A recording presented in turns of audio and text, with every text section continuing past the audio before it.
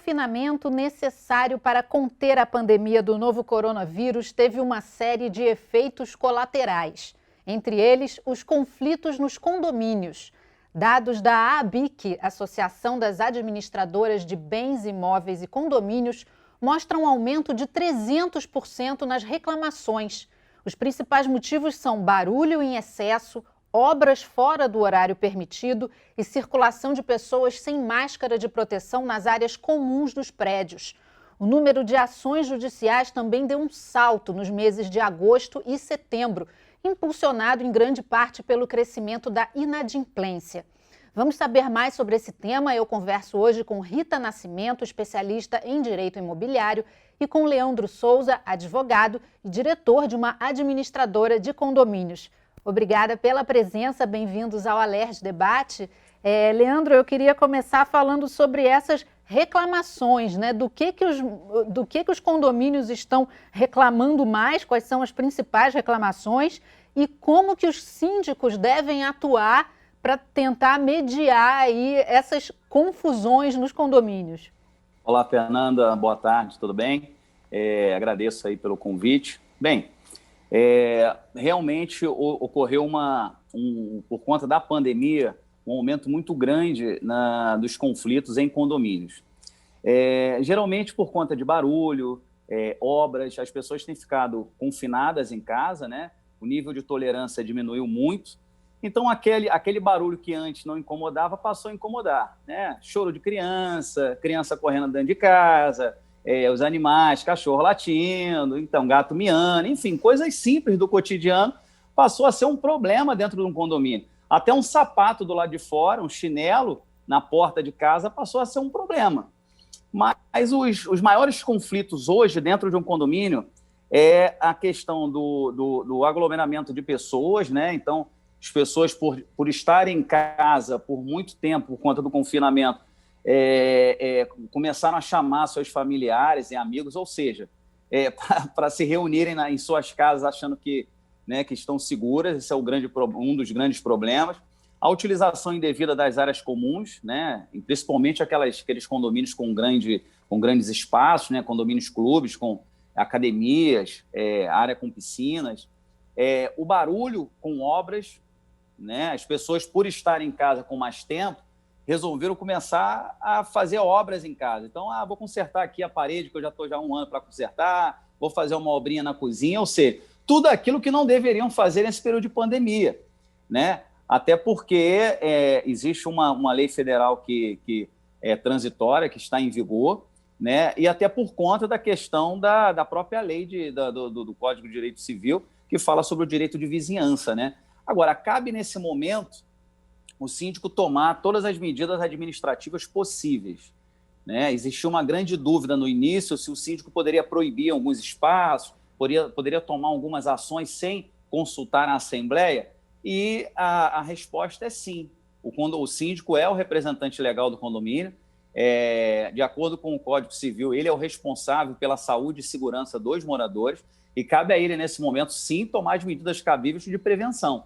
Então, ele tem que tomar todas as medidas. Caso algum morador venha descumprir com as normas, né, do próprio condomínio e do relacionamento de convivência, ele precisa notificar esse morador, né, e até, em último caso, aplicar a multa de acordo com o seu regulamento interno. Obrigada, Leandro. Rita, queria falar sobre as ações judiciais que deram um salto, né? A gente tem um levantamento da Secov Rio que mostra que vinha ali uma média de 200 por mês, de repente, quando chegou agosto, foram quase 1.000 e setembro, 750. Na sua opinião, mediar é sempre melhor que judicializar? Em quais situações a justiça acaba sendo a única saída? De fato, essa pesquisa ela aponta uma realidade, né? Não é uma realidade boa, no sentido de que você imagina a demanda do judiciário atualmente, né? Com todas as outras questões de saúde no momento pandêmico. E o que acontece? Mediar vai ser sempre a melhor a melhor saída, né? Porque nós temos aí várias demandas, essas ações todas, estamos falando do cumulado, né? Um percentual acumulado. Muitas são questões por liminares, o direito de ir e vir, um direito constitucional, ele foi muito amplamente requisitado, porque as pessoas têm um entendimento, né, e é comum que se tenha isso de forma leiga, de entender que o direito delas de ir e vir, quando há uma determinação, por exemplo, transitória do condomínio de fechar as áreas comuns, está sendo lesado. Então, nós vimos muitas ações, muitas liminares com pedidos justamente indo contra as transições administrativas do síndico, no intuito de flexibilizar. Então, existe uma confusão muito grande em relação a isso. E, obviamente, que o judiciário levou isso em consideração e a maioria das decisões foi favorável à questão do isolamento. Então, tivemos um grande boom em virtude disso, daquelas pessoas que não concordavam, não aceitavam as normas transitórias, né, aplicadas dentro do espaço privado delas. Elas têm muito confusão de dizer, mas o imóvel é meu, eu ando no meu apartamento, ninguém vai determinar como eu ando no meu condomínio. Mas, de fato, o judiciário ele seguiu uma linha, pelo menos do Rio de Janeiro, né, onde boa parte das decisões foram favoráveis ao isolamento. Isso é um cenário, tá, Fernanda?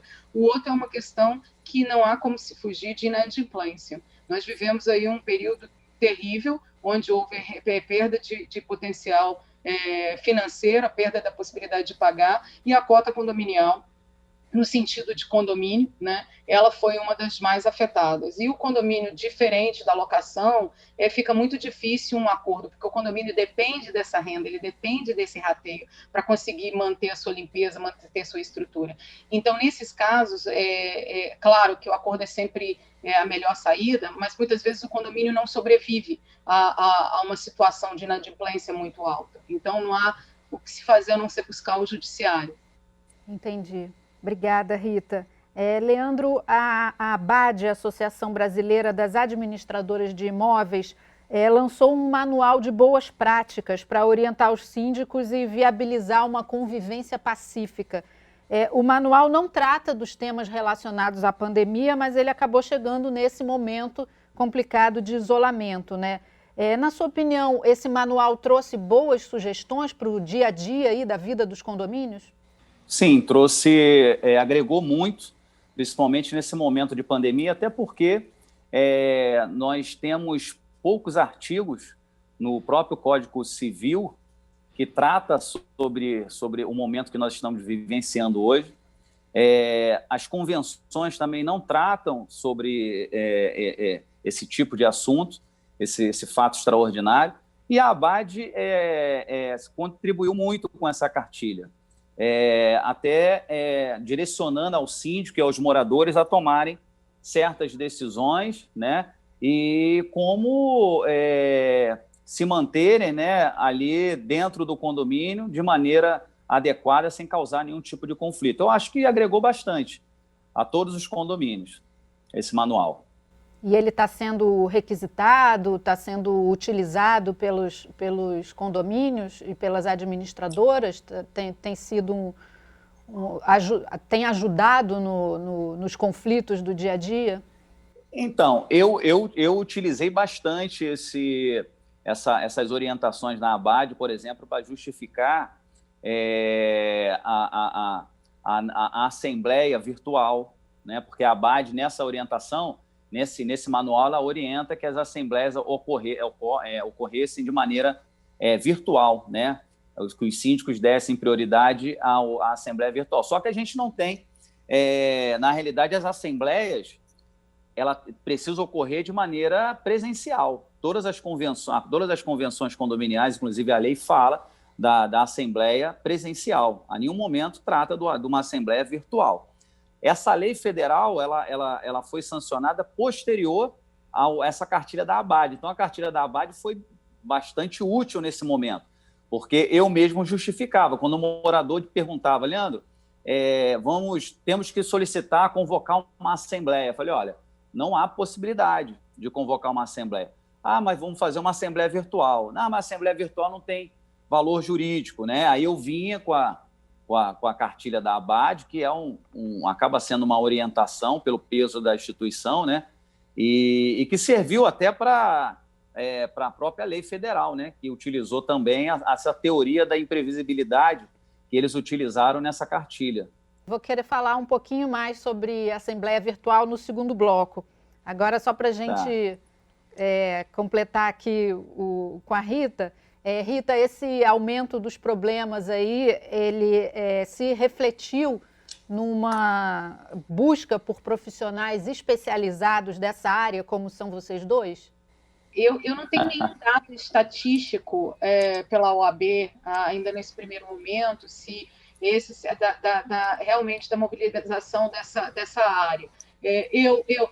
Minha opinião é que sim, e daí também os colegas, né, que atuam em outros ramos de direito, perceberam a necessidade da especialização na área, porque muitas vezes os conflitos do dia a dia, às vezes um outro segmento, um civilista mais voltado para a área de família, e de repente o cliente pega uma questão de vizinhança, de direito condominial, certamente que esse colega se viu na necessidade de pesquisar e de estudar e aprimorar seu conhecimento, porque o que nós estamos vivenciando ainda é um fato atípico, e como o Leandro bem disse, nós estamos diante de medidas transitórias. A lei, obviamente, não prevê uma situação de tamanha emergência ou que necessitasse, né? Um isolamento dessa magnitude no meio de uma pandemia, uma questão mundial, é muito grande. Então, obviamente que nossas leis e nem as convenções e nem mesmo o judiciário não estava pronto. Então,